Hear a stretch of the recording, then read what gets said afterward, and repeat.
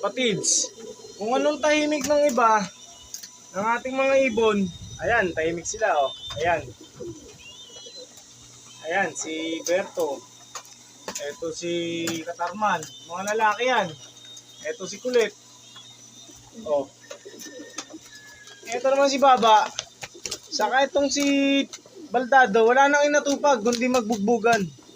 Siguro ang ikukulong ko, itong si Baldado talaga. Wala akong iba ikukulong, kundi si Baldado. Wala eh. Mamamatay ang mga ibon sa kanya. Ang masama baka bulag. Ayan o. Oh. Ayan na naman.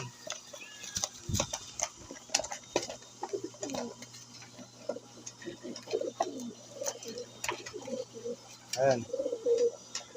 Ayan si Baba. Ito naman si Baldado.